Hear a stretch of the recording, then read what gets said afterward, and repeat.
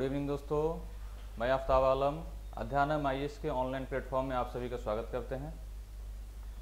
आज हम लोग हिस्ट्री पे, मॉडर्न हिस्ट्री पे कुछ डिस्कशन करेंगे। आइए देखते हैं।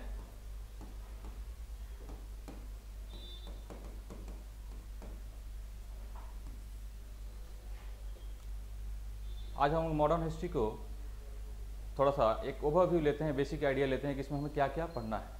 हिस्ट्री को बेसिकली 3 पार्ट में पढ़ते हैं हम लोग, ancient history, medieval history and modern history. Modern history को अगर देखा जाए तो चाहे वो स्टेट पीसीएस का एग्जाम हो या सिविल सर्विस का एग्जाम हो, यूनियन सिविल सर्विस का एग्जाम हो, दोनों एग्जामों में ये मॉडर्न हिस्ट्री का जो बेसिक आइडिया है, जो वेटेज है, काफ़ी ज़्यादा है। सबसे ज़्यादा क्वेश्चन अगर कोई पूछा जाता है तो इस मॉडर्न हिस्ट्री से होता है, चाहे वो स्टेट पीसीएस हो या सिविल सर्विस का एग्जाम हो। तो इसी को हम आज बेसिक आइडिया लेते हैं कि इसमें हमें क्या क्या पढ़ना है, कौन कौन सी चीज़ें पढ़नी है। एक ओवरव्यू, एक समरी हम लोग देखते हैं। मॉडर्न हिस्ट्री को स्टार्ट अगर देखा जाए तो माना जाता है कि औरंगजेब के डेथ के बाद से मॉडर्न हिस्ट्री का पीरियड स्टार्ट होता है और टिल 1947 इंडिपेंडेंस तक मॉडर्न हिस्ट्री चलता है। ऐसे इतने बड़े पीरियड को हम लोग 2 भागों में बांटकर देखते हैं। पहला होता है जो नेशनल मूवमेंट से पहले, नेशनल मूवमेंट से पहले, और एक पार्ट जो होता है वो नेशनल मूवमेंट का होता है। कौन सा? National movement. नेशनल मूवमेंट वाला जो फेज होता है, ये कांग्रेस की स्थापना जब 1885 में होती है, वहाँ से लेकर इंडिपेंडेंस तक 1947 तक का जो हिस्ट्री है उसे हम नेशनल मूवमेंट के फेज में रखते हैं और इसे हम कहते हैं। और ये नेशनल मूवमेंट से पहले, तो नेशनल मूवमेंट से पहले जो भी घटनाएं हैं उसका एक हम लिस्ट ऑफ टॉपिक तैयार कर लेते हैं कि उसमें हमें क्या क्या पढ़ना है। सबसे पहले नेशनल मूवमेंट से पहले वाला जो टॉपिक है, इसमें हम पहला ही टॉपिक हम पढ़ते हैं और वहीं से मॉडर्न हिस्ट्री का स्टार्टिंग माना जाता है। यूरोपीय कंपनियों का आगमन, विभिन्न यूरोपीय कंपनियों का आगमन। पहला टॉपिक क्या है? विभिन्न यूरोपीय कंपनियों का आगमन। आप पढ़े भी होंगे, जानते भी होंगे कि इंडिया में अनेक यूरोपीय कंपनियां आई। सबसे पहले पुर्तगाली आए, फिर डेनिश आए, फिर ईस्ट इंडिया कंपनी जिसे हम लोग अंग्रेज कहते हैं, उसके बाद डेनिश आए, फिर फ्रांसीसी आए। तो एक यूरोपीय कंपनियों का आगमन का एक क्रम है जिसमें सबसे पहले पुर्तगाली, फिर डच के बाद east India company, east India company के बाद डेनिश और फिर फ्रांसीसी। ये कंपनियों का आगमन का, यूरोपीय कंपनियों के आगमन का एक क्रम है। ये क्वेश्चन आता है कई बार, स्टेट पीसीएस में आया है कि यूरोपीय कंपनियों के आगमन के क्रम को क्या करें, लिखें। तो एक सीक्वेंस में दिया जाता है कि पहले कौन आया? सबसे पहले पुर्तगाली आए, फिर डच आए, डच के बाद ईस्ट इंडिया कंपनी, उसके बाद डेंस के बाद फ्रांसीसी। सबसे पहले जो इंडिया में एक कंपनी आई, यूरोपीय कंपनी आई, उसका नाम क्या था? पुर्तगाली। और सबसे बाद में ये आए 1498 में और इंडिया से गए 1961। तो सबसे पहले कौन आया? पुर्तगाली आया और सबसे लास्ट में कौन गया? पुर्तगाली ही गया। तो ये डिफरेंट जो कंपनियां थी, यूरोपीय कंपनियां, वो इंडिया में क्यों आई, इसके पीछे क्या कॉज थे, उसको हम लोग जब इस टॉपिक को पढ़ेंगे तो डिटेल में पढ़ेंगे कि विभिन्न यूरोपीय कंपनियों के आगमन का क्या कारण था और उनके आने के क्या परिणाम हुए। एक बेसिक आइडिया ले लीजिए कि ये आने के क्रम ये था कि आर्थिक संकल्पना, इकोनॉमिक बेनिफिट बनाने के लिए ये कंपनियां क्या थी, इंडिया में आई, जिसमें सबसे इम्पोर्टेंट होता है कि मिर्च मसाले की व्यापार करने के लिए इंडिया से आते थे और इंडिया से मसाले को खरीद कर ले जाते थे, जिससे उनकी काफ़ी मुनाफा होता था, है ना। तो इस वजह से ये कंपनियां आई और आने के बाद एक व्यापारी के रूप में ये कंपनियां आई और आहिस्ते आहिस्ते यहाँ पे अपना राज इस्टेब्लिश कर लिया। उसी तरह जैसे आप देखेंगे ईस्ट इंडिया कंपनी एक व्यापार करने के लिए, बिजनेस करने के लिए आई और आहिस्ते आहिस्ते इंडिया के हिस्से पे क्या कर लिया, कंट्रोल कर लिया, है ना। इसके बाद पहला टॉपिक हो गया विभिन्न यूरोपीय कंपनियों का आगमन। फिर हम पढ़ेंगे नेशनल मूवमेंट, हम शॉर्ट में लिख लेते हैं नेशनल मूवमेंट से पहले। सेकंड टॉपिक हम पढ़ेंगे 18वीं सदी का भारत। 18वीं सदी का भारत यानी 1700 से लेकर 1799 के आसपास जो घटनाएं इंडिया में घटी, यानी औरंगजेब के मृत्यु के बाद इंडिया कैसा था, है ना, उसको हम लोग इसमें देखते हैं कि जैसे 1707 में जब औरंगजेब की डेथ हो जाती है, उसके डेथ के बाद मुगल एम्पायर क्या होता है, एक वीक हो जाता है, कमज़ोर हो जाता है और अनेक भागों में टूट जाता है और अनेक छोटे छोटे राज्यों का उदय होता है, जिसमें आप देखेंगे कि मैसूर, हैदराबाद, अवध, बंगाल के नवाब, कर्नाटक, रुहेलखंड, बुंदेलखंड, अनेक छोटे छोटे राज्यों का उदय होता है और मुगल एम्पायर कई भागों में क्या हो जाता है, टूट जाता है ना। तो उसी में 18वीं सदी के भारत में हम देखेंगे क्या, अनेक छोटे छोटे राज्यों का क्या होता है, उदय, जिसमें अवध, निजाम, हैदराबाद का निजाम,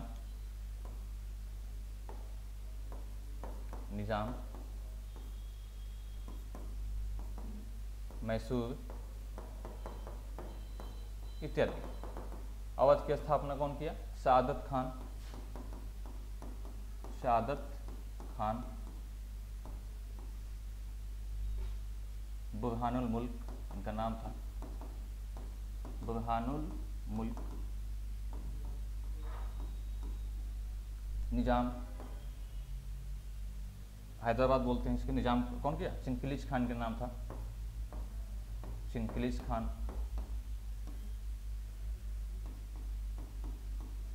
हैदराबाद का निजाम बोलते हैं इसे।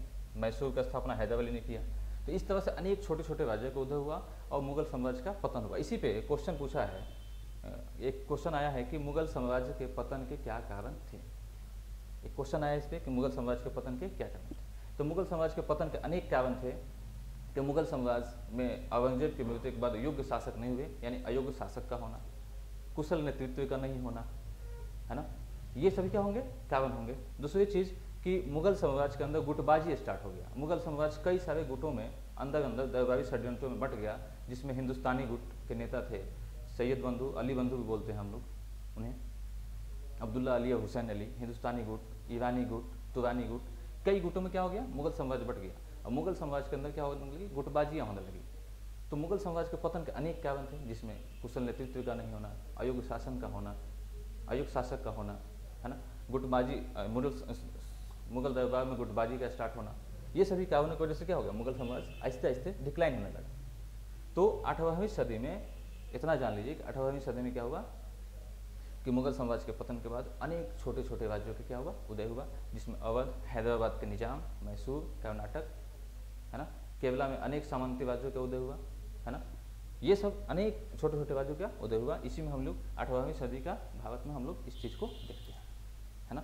आगे हम इसको डिटेल में पढ़ेंगे कि कौन किस राज्य की स्थापना किया, उसका स्थापना के क्या क्या कारण थे, क्या घटनाएं थीं, ये सब चीज़ें जब एक एक टॉपिक को हम पढ़ेंगे तो उसमें देखेंगे, है ना। इतना जान लीजिए कि पहला टॉपिक था हम लोग का मॉडर्न हिस्ट्री में कि विभिन्न यूरोपीय कंपनियों का आगमन। दूसरा 18वीं सदी का भारत, यानी 18वीं सदी में इंडिया कैसा था। तो इंडिया अनेक छोटे छोटे राज्यों में बटा हुआ था। आगे हम बढ़ते हैं और नेक्स्ट टॉपिक जो हम लोग पढ़ेंगे इसमें, उसमें हम लोग देखेंगे कि अंग्रेजी राज जो था उसकी स्थापना कैसे हुई, उसने अपना विस्तार कैसे किया। तो उसी को हम एक टॉपिक में पढ़ते हैं। थर्ड टॉपिक है ब्रिटिश राज की स्थापना एवं विस्तार।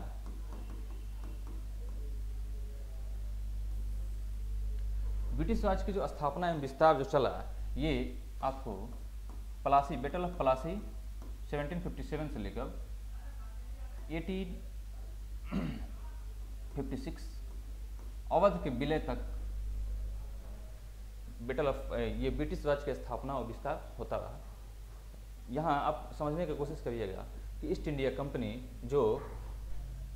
कंपनी जिसके जो इंडिया में 1608 में एक व्यापारिक कंपनी के रूप में इंडिया में आई थी, वो आहिस्ते आहिस्ते अपने व्यापार को बढ़ाई।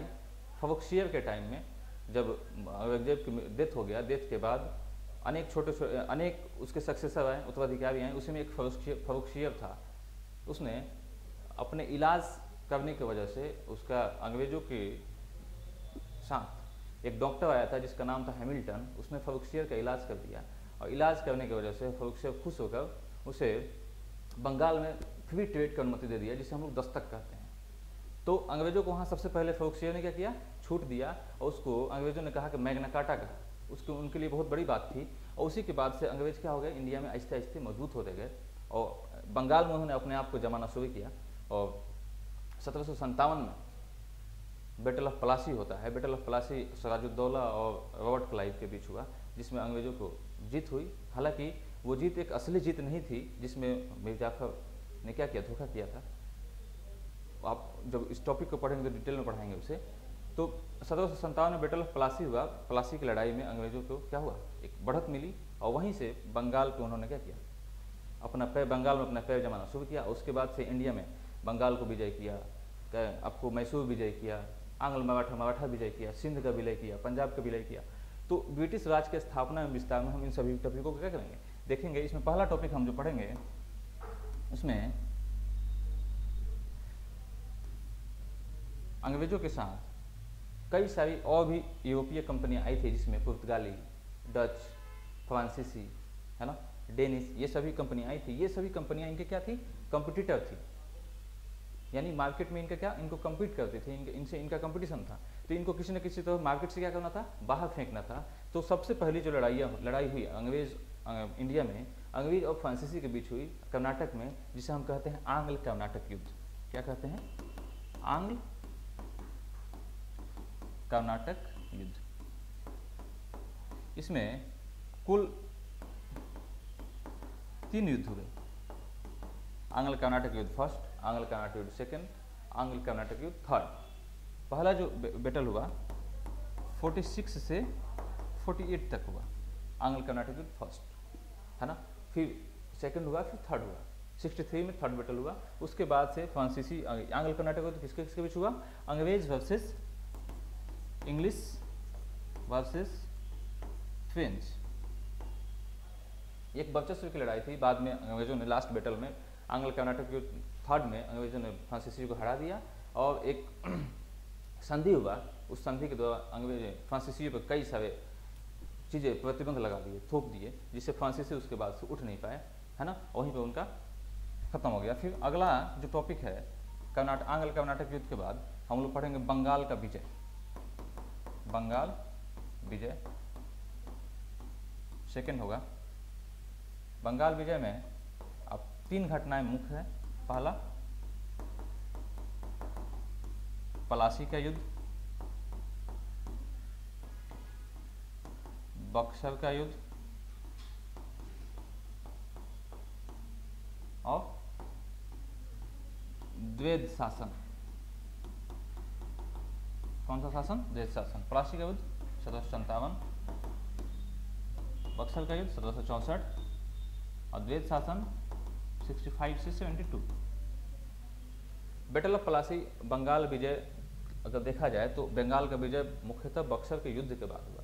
प्लासी की जो लड़ाई थी, ये इस पे नहीं कहा जा सकता है कि बंगाल का विजय हो गया। ये एक षड्यंत्र वाली लड़ाई थी, लेकिन जो असली युद्ध था वो बक्सर का युद्ध था, जिसमें 3 शक्तियाँ एक साथ थीं, जिसमें आपको बंगाल के नवाब, मुगल नवाब, है ना, और अवध के नवाब, ये सब एक साथ थे। और एक तरफ कौन था, अंग्रेज थे।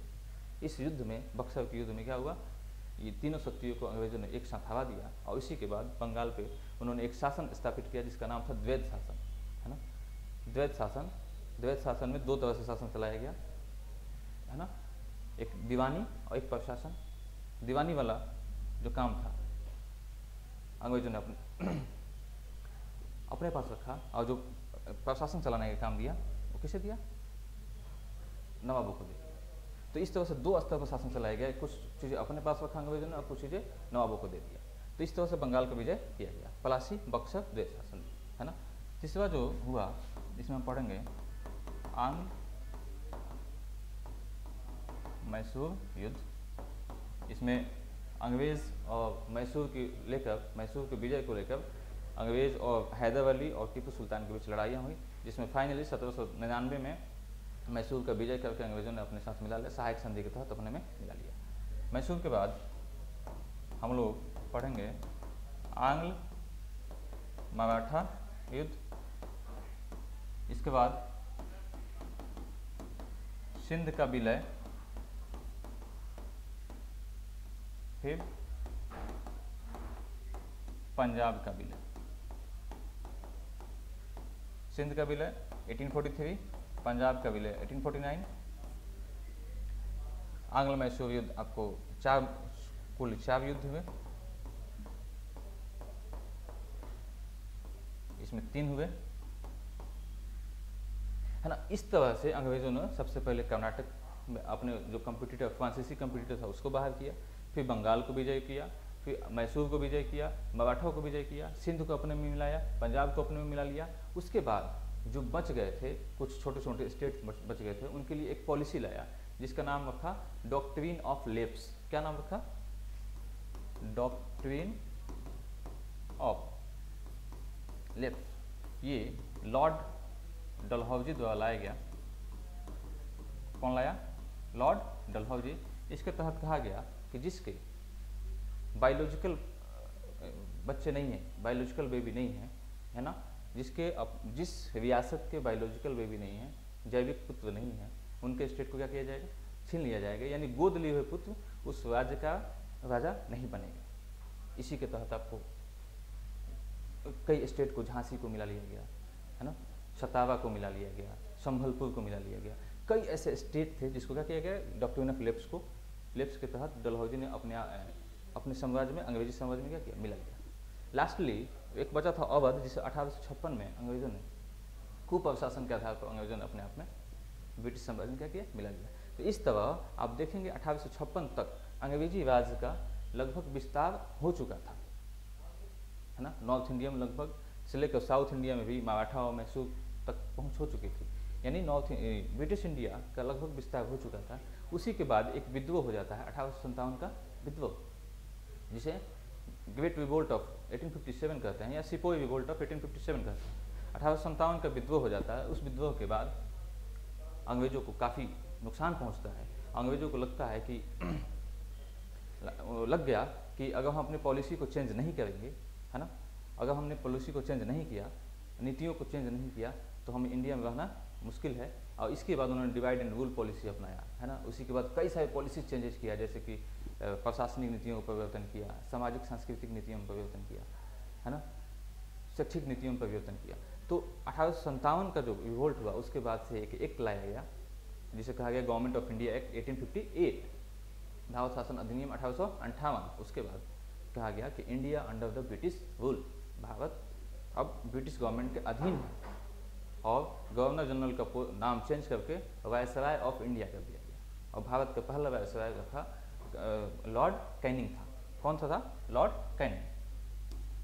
तो इसके बाद हम लोग देखते हैं कि अंग्रेजों ने क्या किया? 1856 तक तो पूरे भारत में अपने आप को क्या किया? स्टेबल किया, विस्तार किया। विस्तार करने के बाद जब रिवोल्ट हो जाता है, तो रिवोल्ट होने के बाद अंग्रेजों ने क्या किया? पॉलिसी चेंजेस किया और कई सारी पॉलिसी अपनाया,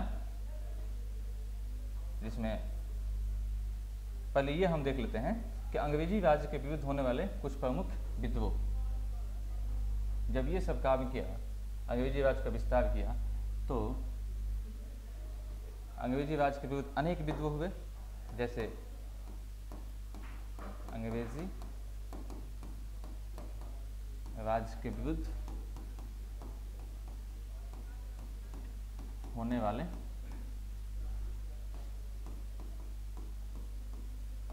कुछ प्रमुख विद्रोह, जिसमें आप पहला ही देखेंगे 1857 का विद्रोह, फिर आप देखेंगे कई सारे आदिवासी आंदोलन होते हैं, आदिवासी विद्रोह। आदिवासी विद्रोह में आपने नाम सुना होगा संथाल विद्रोह,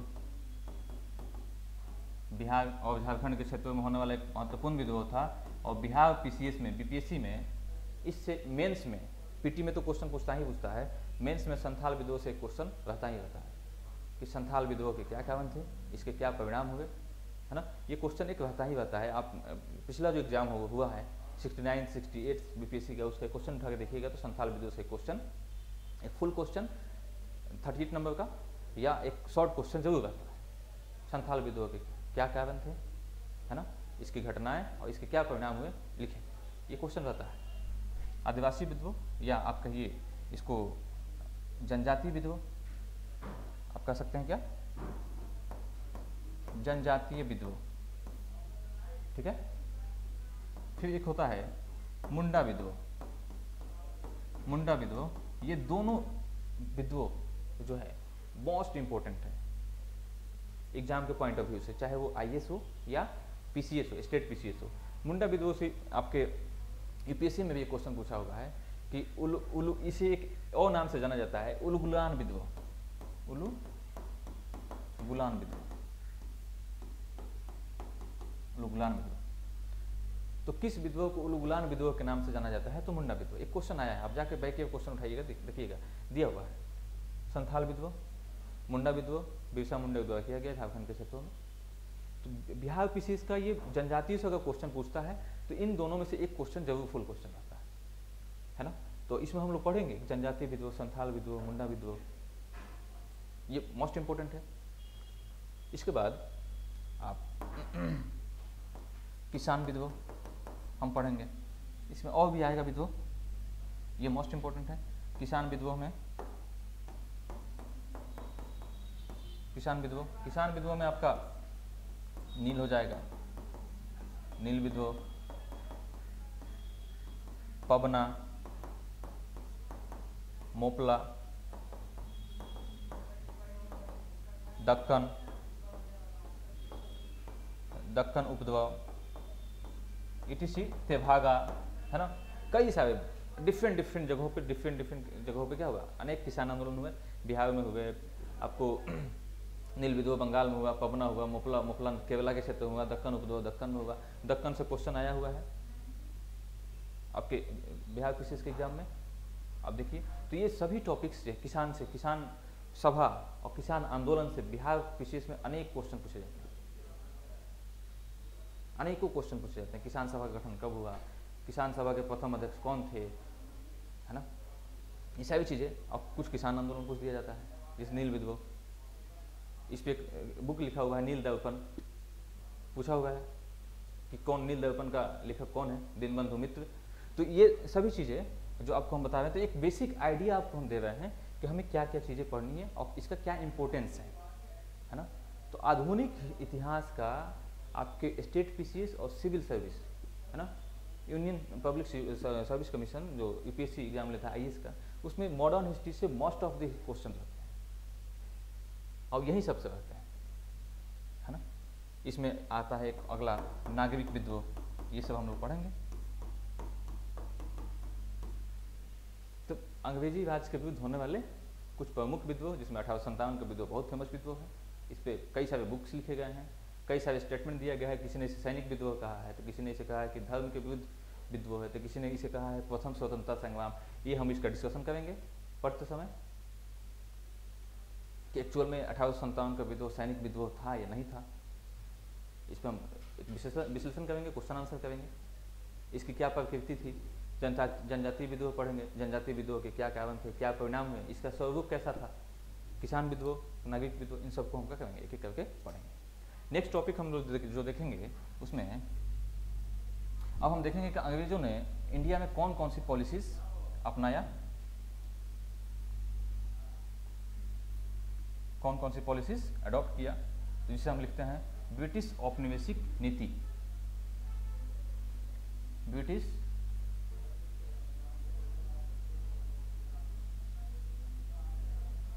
औपनिवेशिक नीति।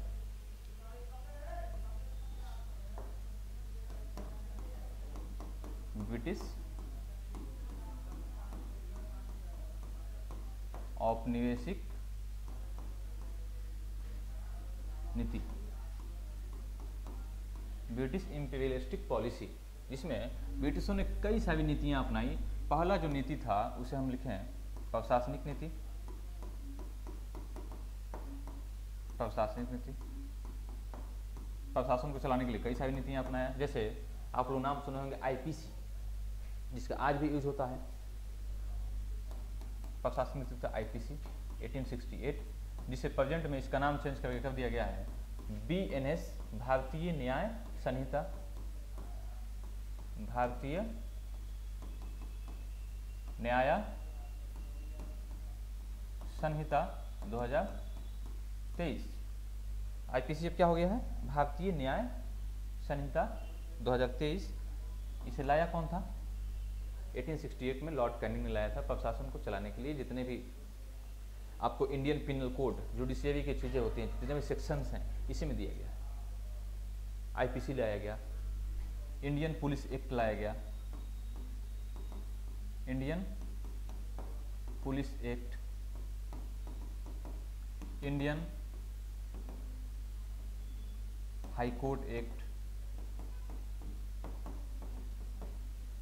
ICS act, Indian civil service act 1861। ये सिविल सर्वेंट्स को, जितने भी सिविल सर्वेंट्स हैं, उसको दिशा निर्देश, डायरेक्शन देने का काम करता है ना। तो ये आज भी फॉलो किया जाता है। तो प्रशासन चलाने के लिए कई सारे, पुलिस व्यवस्था में सुधार किया गया, न्याय व्यवस्था में सुधार किया गया, है ना। आपको जुडिशरी में सुधार किया गया, वहीं न्याय व्यवस्था में सुधार किया गया, प्रशासन में सुधार किया गया, कई सारी चीज़ें की गई। प्रशासनिक नीतियाँ क्या किया गया? अपनाया गया, जिसमें कई सारे लाए गए, जैसे Indian high court act, Indian police act, ICS act, IPC, जिसे आईपीसी का प्रेजेंट में नाम चेंज कर क्या कर दिया गया है? बीएनएस कर दिया गया है, भारतीय न्याय संहिता 2023।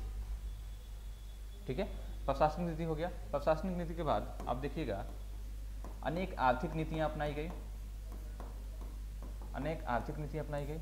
आर्थिक नीतियों में मुख्यतः एक भू राजस्व नीति अपनाई गई। कौन सा नीति? भू राजस्व नीति, जिसे हम कहते हैं लैंड रेवेन्यू पॉलिसी। इसके तहत पूरे इंडिया के लिए 3 पॉलिसीज अपनाया गया। पहला परमानेंट सेटलमेंट, दूसरा रैयतवाड़ी सेटलमेंट और तीसरा महालवाड़ी सेटलमेंट, है ना। तो आर्थिक नीतियों में सबसे इंपॉर्टेंट कौन सा था? Land revenue policy. Land revenue वसूलने के लिए अलग अलग क्षेत्रों के लिए अलग अलग पॉलिसी अपनाया गया। बिहार, बंगाल और उड़ीसा के लिए लाया गया परमानेंट सेटलमेंट। कौन सा? इसे मिटा देते हैं, इसे मिटाते हैं। बिहार, बंगाल और उड़ीसा के लिए कौन सा पॉलिसी लाया गया? भू राजस्व नीतियों में एक लाया गया परमानेंट सेटलमेंट। इसे हिंदी में बोला जाता है अस्थाई बंदोबस्त। क्या नाम है? अस्थाई बंदोबस्त। ये इसमें क्या था? एक लाया गया रैयतवाड़ी बंदोबस्त और एक लाया गया महालवाड़ी बंदोबस्त। ये जो दोनों सेटलमेंट थे इससे अलग थे। क्यों?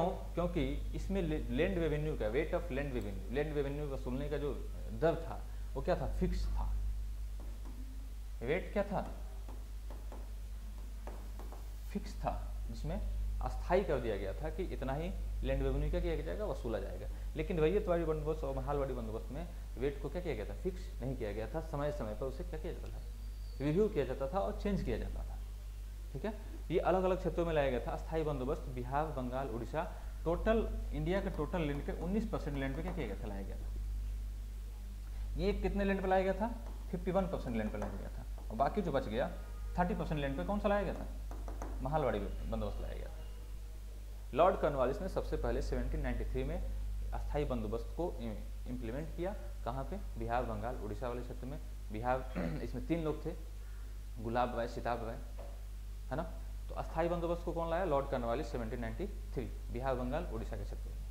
उसके बाद रैयतवाड़ी बंदोबस्त, बम्बई, मद्रास, असम आदि क्षेत्रों में रैयतवाड़ी बंदोबस्त लाया गया, और महालवाड़ी यूपी और एमपी में लाया गया। क्लियर, आगे बढ़े। ये बिहार बंगाल उड़ीसा, रैयतवाड़ी, बम्बई, मद्रास, असम आदि क्षेत्रों में लाया गया, और महालवाड़ी यूपी और एमपी में लाया गया। आगे बढ़ते हैं।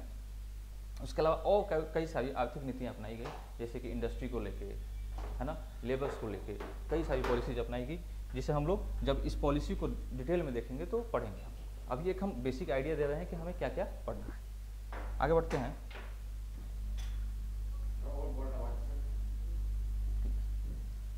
इसके बाद हम लोग पढ़ेंगे सामाजिक सांस्कृतिक नीति। अंग्रेजों ने, अभी हम लोग जो पढ़ रहे हैं ब्रिटिश औपनिवेशिक नीति में, पहला हम लोग पढ़े प्रशासनिक नीति, दूसरा पढ़े आपको आर्थिक नीतियां, और तीसरा सामाजिक सांस्कृतिक नीति। कि अंग्रेजों ने इंडिया के समाज और संस्कृति के लिए कौन कौन सा पॉलिसी अपनाया, उसको एक ब्रीफ डिस्कशन कर ले रहे हैं। फिर देखेंगे हम लोग शैक्षिक नीति। पहला हो गया, दूसरा हो गया, और तीसरा पढ़ते हैं सामाजिक सांस्कृतिक नीति। सामाजिक सांस्कृतिक नीति के तहत अंग्रेजों ने इंडिया में कुछ रिफॉर्म करने का काम किया, है ना। जैसे आप सती प्रथा, जो सती सिस्टम था जिसमें हस्बैंड के डेथ होने के बाद उसकी वाइफ को उसकी चिता के साथ जिंदा जला दिया जाता था, तो ये चीज़ें सती प्रथा को अंग्रेजों ने क्या किया? खत्म किया। विधवा पुनर्विवाह अधिनियम को पास किया 1856 में, है ना। बाल विवाह को खत्म किया। विवाह मैरिज के उम्र को जो 12 वर्ष था उससे बढ़ाकर 14 वर्ष किया गया। तो इस तरह समाज के लिए कुछ अच्छी चीज़ों का किया गया, अपनाया गया, जिसमें सती प्रथा को खत्म किया गया, विधवा पुनर्विवाह को मान्यता दिया गया, जिसमें सती प्रथा को खत्म करने में राजा राम मोहन राय का बहुत बड़ा रोल था। उसी तरह विधवा पुनर्विवाह अधिनियम, उसके बाद मैरिज की उम्र को बढ़ाया गया। ये सारी चीज़ें सामाजिक सांस्कृतिक नीति के तहत किया गया। नेक्स्ट अगला जो है शैक्षिक नीति। शैक्षिक नीति, शैक्षिक नीति के तहत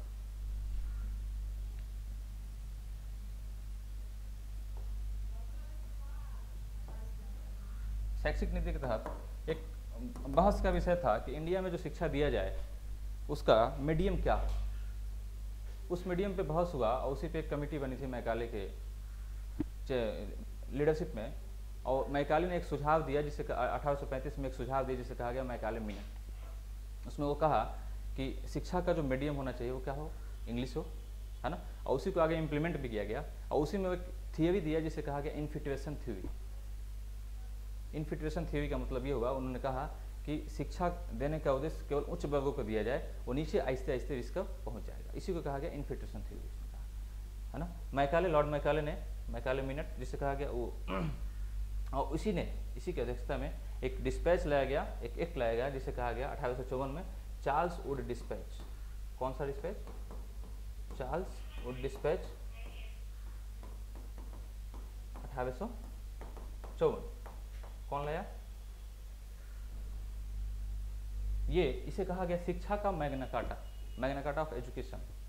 और इसी के तहत आगे इंडिया में 3 यूनिवर्सिटी बनाई गई, बम्बई, कलकत्ता और मद्रास में, है ना। इसके बाद कई सारे शिक्षा पे नीतियाँ आई, जैसे कि हंटर कमीशन, सैडलर आयोग, कलकत्ता विश्वविद्यालय अधिनियम, गांधी जी के लीडरशिप में वर्धा योजना, वर्धा प्लान जिसे बोला गया, आगे राधा कृष्णन कमेटी 1948, और उसी के आधार पर इंडिया में यूजीसी का गठन किया गया 1953 में। फिर जब देश आज़ाद हुआ तो शिक्षा को और बढ़ावा देने के लिए, और प्राइमरी एजुकेशन कैसा हो, हायर एजुकेशन कैसा हो, उसको रिफॉर्म करने के लिए कोठारी कमीशन का गठन किया गया 1964 में, है ना। फिर 1986 में नेशनल एजुकेशन पॉलिसी लाया गया, और उसके 34 फिर उसे 92 में अमेंड किया गया, और लास्टली 2020 में एक शिक्षा नीति न्यू एजुकेशन पॉलिसी कस्तूरी रंगन कमेटी के अध्यक्षता में एक लाया गया, जिसे कहा जाता है न्यू एजुकेशन पॉलिसी 2020। तो एक शैक्षिक विकास का एक क्रम है, जिसमें हम लोग स्टार्ट कहाँ से होता है? 1854 से, और प्रेजेंट में अभी न्यू एजुकेशन पॉलिसी 2020। तो इसको हम लोग एक एक करके देखेंगे कि इसमें चार्ल्स वुड की मुख्य बातें क्या थी, हंटर कमीशन की क्या मुख्य बातें थी, कलकत्ता विश्वविद्यालय अधिनियम जो लॉर्ड कर्जन ने लाया था उसकी मुख्य बातें क्या थी, एक एक करके हम जो पढ़ेंगे तो इसको ठीक है। आगे बढ़ते हैं। एक क्वेश्चन है कि अंग्रेजी राज की स्थापना और विस्तार, कि ब्रिटिश जो आए थे एक कंपनी के रूप में इंडिया में आए थे, ब्रिटिशर्स जो आए थे ईस्ट इंडिया कंपनी के रूप में आए और यहाँ अपना रूल इस्टेब्लिश कर दिए। तो क्या जो ब्रिटिश राज की इंडिया में स्थापना हुई वो एक संयोगवश थी या एक उद्देश्यपूर्ण थी, एक सोची समझी साजिश थी? ये क्वेश्चन आया हुआ है सिविल सर्विस के एग्जाम में कि भारत में ब्रिटिश राज की स्थापना एक संयोगवश थी या एक सोची समझी साजिश थी या उद्देश्यपूर्ण थी। तो इस पर एक विश्लेषण का विषय है कि भारत में ब्रिटिश राज की स्थापना और एक संयोगवश थी या एक सोची समझी साजिश थी या उद्देश्यपूर्ण थी, यह एक विश्लेषण का विषय है। इस पर इतिहासकारों का अलग अलग मत है। कुछ इतिहासकार इसे, भारतीय इतिहासकार इसे मानते हैं कि ये एक उद्देश्यपूर्ण थी, लेकिन ब्रिटिश इतिहासकार इसे क्या कहते हैं, ये दुर्भाग्यपूर्ण था, यहाँ कुछ ऐसा कंडीशन बन गया जिसे हमें राज्य करना पड़ा, हम तो एक कंपनी के रूप में आए थे। तो ये डिस्कशन का विषय है। जब हम लोग ब्रिटिश राज की स्थापना और विस्तार टॉपिक कर लेंगे तो उसी में हम इस क्वेश्चन को करेंगे, ठीक है। नेक्स्ट एक होता है इंडिया में नेशनल मूवमेंट से पहले सामाजिक धार्मिक सुधार आंदोलन। भारतीय समाज में अनेक सारी बुराइयां विद्यमान थी, चाहे वो हिंदू समाज हो, मुस्लिम समाज हो, अनेक सारी बुराइयां विद्यमान थी। उसको खत्म करने के लिए अनेक सामाजिक सुधारकों ने, सोशल रिफॉर्मर ने एक सामाजिक धार्मिक सुधार आंदोलन चलाया, जिसमें सबसे इम्पोर्टेंट है राजा राम मोहन द्वारा किया गया ब्रह्म समाज की स्थापना। कौन सा टॉपिक हम पढ़ रहे हैं? सामाजिक धार्मिक सुधार आंदोलन, जिसमें अनेक सारे हिंदू धर्म में सुधार के लिए राजा राम मोहन राय द्वारा अनेक सारे काम किए गए। इसमें ब्रह्म समाज की अपना स्थापना किया गया, ब्रह्म समाज, आर्य समाज की स्थापना